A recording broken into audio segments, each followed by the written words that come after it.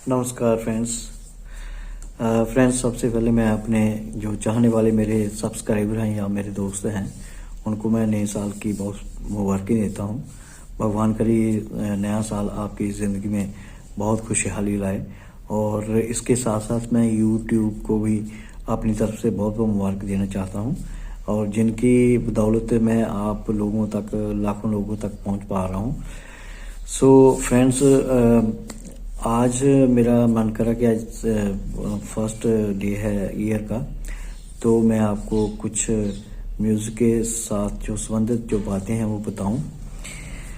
So friends, music जो है, संगीत जो है, ये इसका मनुष्य के साथ जन्म से लेकर मरण तक ये बहुत गहरा संबंध है। जब कोई इंसान इस दुनिया में आता है, जब बच्चा पैदा होता है, जन्म होता है उसका, तो तब से ही संगीत शुरू हो जाता है उसकी लाइफ में। जब वो पैदा होता है तो उसके पैदा होने की खुशी में आज कुछ ये फर्क नहीं रहा कि लड़का है या लड़की है, बच्चे के पैदा होने की खुशी में घर घर में संगीतिक माहौल होता है, गाना बजाना होता है, डांस होता है, भंगड़ा होता है, सब कुछ होता है। और वहीं से ये म्यूज़िक जो है एक इंसान की लाइफ में आ जाता है। जब बच्चा पैदा होता है तो बहुत खुशियाँ होती हैं, घर में बड़ा खुशी का माहौल होता है, गाना बजाना होता है सब। तो वहाँ से जब शुरू होता है, जैसे जैसे मनुष्य बड़ा होता है, जैसे जैसे बच्चा जो बढ़ता जाता है, तो उसकी लाइफ में और संगीतिक माहौल बनता जाता है। जैसे छोटा सा होता है, जैसे हम ये कह सकें कि अगर बच्चा रोता है तो उसको हम लोरी सुनाएं या कुछ रिदम में या कुछ करके दिखाएं तो बच्चा बहुत जल्दी सोता है। आप ये एक्सपीरियंस करके देखिएगा, जो नए लोग आ रहे हैं, जो जिनकी शादी अभी नई नई हुई है या बच्चे आ रहे हैं नए, तो आप एक्सपीरियंस करके देखिएगा। मैंने तो एक्सपीरियंस किया हुआ है। तो उसमें क्या होता है, आप बच्चे को हाथों में उठा के ऐसे लोरी देंगे, तो बच्चे को विदिन मतलब 2 मिनट में उसको जो है वो नींद आनी शुरू हो जाएगी, बच्चा रोता हुआ भी चुप हो जाएगा। और ये जो हम करते हैं, अगर कुछ गुनगुनाए तो भी ठीक है, नहीं तो जब करते हैं तो ये एक रिदम में होता है ना, इसमें रिदम होता है। जैसे करेंगे ओ, जो भी है, तो ये एक रिदम है, रिदम भी है और साथ में स्वर भी है। ये सॉरी, ये जो स्वर और रिदम का जो मेल है, ये बचपन से ही शुरू हो जाता है। तो बच्चा जो है वो आराम से, अगर हम ये करें कि रिदम से बाहर चले जाएं या स्वर को चेंज कर दें, जैसे रिदम से बाहर चले जाएंगे तो बच्चा जो है वो चुप नहीं होगा, ज़्यादा रोना शुरू करेगा और उसको कुछ आनंद महसूस नहीं होगा। ठीक है, ये एक्चुअली सॉरी, जो संगीत का जो संबंध है ना, ये कोई देखने वाली चीज नहीं होती, ये महसूस करने वाली चीज होती है। संगीत जो है महसूस करने से होता है। तो बच्चे की जो आत्मा है, संगीत का संबंध तो आत्मा के साथ रहता है, तो जो बच्चे की आत्मा है उसको आनंद महसूस होता है, तभी वो आनंद विभोर होकर सो जाता है।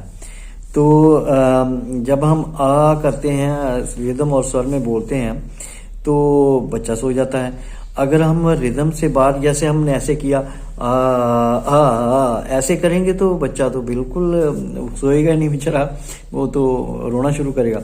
सो मेरा कहने का मतलब ये है कि ये जो संबंध है संगीत का, बचपन से लेके मरने तक रहता है।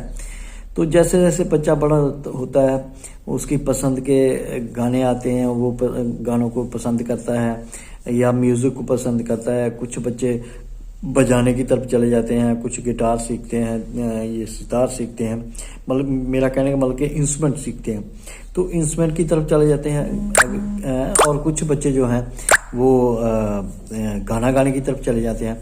सो ये जो सारा माहौल बना रहता है, ये संगीत की कारण ही रहता है।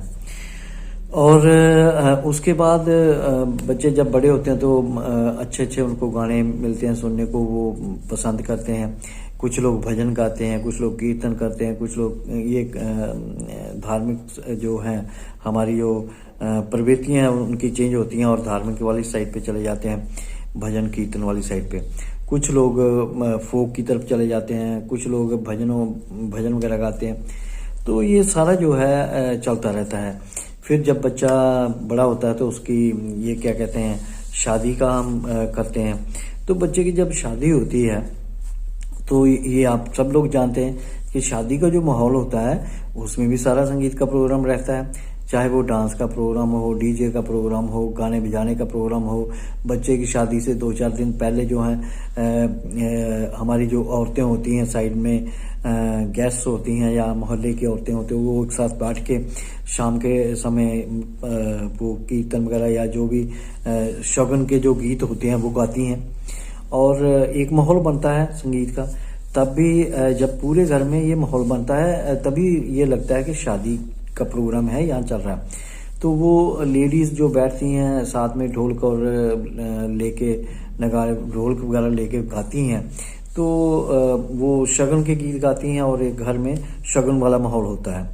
और उसके बाद फिर क्या कहते हैं, आजकल वो रिंग सेरेमनी होती है, फिर मेहंदी लगती है, फिर उसके बाद ये सारा सिस्टम जो है ये संगीत का रहता है ना। तो शादी के बाद उसकी जब विदाई होती है तो फिर उस ढंग के जो गाने हैं वो चलते हैं। तो ये सारा जो माहौल रहता है संगीतक माहौल रहता है, मतलब बचपन से लेके फिर शादी आ जाती है, जब बच्चे जवान होते हैं। उसके बाद जब उनके आगे बच्चे होते हैं तो भी वैसे ही माहौल चलता रहता है। फिर उसके बाद अगर आप लोग कभी ध्यान से देखेंगे तो जब बड़े हो जाते हैं, एक बच्चा बड़ा होता है, जवानी में आता है, बुढ़ापे में चला जाता है। तो जब बुढ़ापे में जाके वो सबका टाइम आता है, सबका समय आता है, भगवान अपने पास बुला लेता है और वो उनकी किसी कारणवश मृत्यु हो जाती है।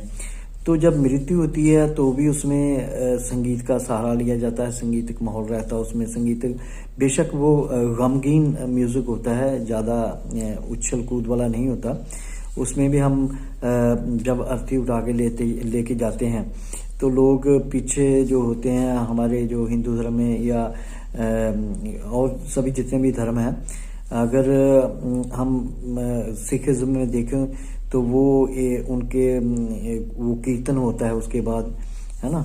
तो हमारे जब लोग जाते हैं तो राम नाम सत्य है, राम नाम सत्य है ये बोलते हैं और ये एक रिदम में बोलते हैं और लय में बोलते हैं। एक बंदा बोलता है, बाकी पीछे बोलते हैं, है ना। तो ऐसे अलग अलग धर्मों में अलग अलग रीति रिवाज होते हैं, उसके हिसाब से वो अपने जो है ये कर्म कांड करते हैं और जो सारा माहौल होता है वो संगीतक ही रहता है। चाहे ये जो होता है क्रिया होती है, मरने के बाद जो क्रिया होती है उसमें भी संगीत रहता है। और मेरा मतलब कहने का ये है कि संगीत जो है वो शुरू से लेके एक बच्चा जब पैदा होता है वहाँ से लेके उसके अंत तक, उसके इस दुनिया से चले जाने तक उसके साथ रहता है। पूरी लाइफ में संगीत का जो है वो माहौल बना रहता है। और यही मैं आपको बता रहा हूँ कि संगीत का जो संबंध है ये बहुत गहरा संबंध है।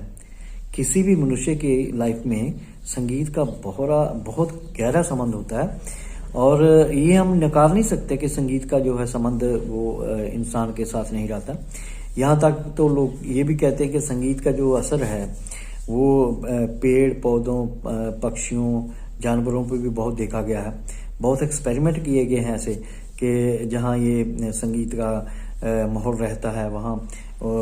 जैसे मैं आपको एग्जांपल देता हूँ, ये कहा जाता है कि जो डेयरी फार्म होते हैं यहाँ गाय भैंसें रखी जाती हैं और उनको जब उस तबेले में जब क्या कहते हैं, सॉरी, उस जो डेयरी फार्मिंग में जब वो लगाते हैं, कहते हैं कि म्यूज़िक का एक सिस्टम लगा दिया गया एक डेयरी फार्म में। तो वहाँ धीमे धीमे आवाज़ में वो म्यूज़िक चला दिया गया। तो कहा जाता है कि जब उनकी वो दोहते हैं, जब दूध निकालते हैं तो वो म्यूज़िक जब चला दिया साथ में, तो बड़े वो उनकी जो पशु होते हैं वो भी बड़े आनंद विभोर हो जाते हैं। और यहाँ तक कहा गया कि जो दूध की प्रोडक्शन होती है वो ज़्यादा होनी शुरू होगी, है ना। तो इस तरह से ये जो संगीत का असर है ये पक्षियों में, प्राणियों में और जानवरों में सब पे रहता है। इवन के ये जो कहते हैं पेड़ पौधे हैं, इन पे भी बहुत देखा गया है। सो मेरा जो आज ये मैं आपको बता रहा था, इसमें यही कह रहा था कि भाई संगीत का जो संबंध है, जो धरती पे जितने भी लोग आए हैं, पेड़ पौधे, पक्षी, जानवर, इंसान, ये सब पे बहुत गहरा संबंध रहता है, बहुत गहरा एक असर रहता है संगीत का।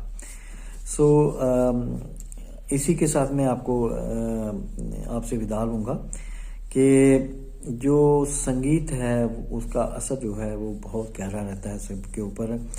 और मैं एक बार आप सबको फिर नए वर्ष 2021 की जो है बहुत बहुत मुबारकी देता हूँ। अपनी तरफ से मैं जितने भी चाहने वाले हैं, यूट्यूबर हैं, मेरे साथी या मेरे जो सब्सक्राइबर हैं, उन सबको मैं मुबारक देता हूँ नए साल की। भगवान करके ये नया साल आपके लिए बहुत अच्छा और बहुत मंगलमय रहे। और ख़ास करके मैं यूट्यूब को अपनी तरफ से फिर एक बार मुबारकी देना चाहता हूँ कि जिनकी बदौलत हम जो यूट्यूबर हैं लाखों लोगों तक पहुँच सकते हैं और अपने दिल की जो बात है वो हम उन तक ले जा सकते हैं। सो इसी के साथ मैं एक बार फिर आपसे विदाई लेता हूँ। धन्यवाद। Thank you very much.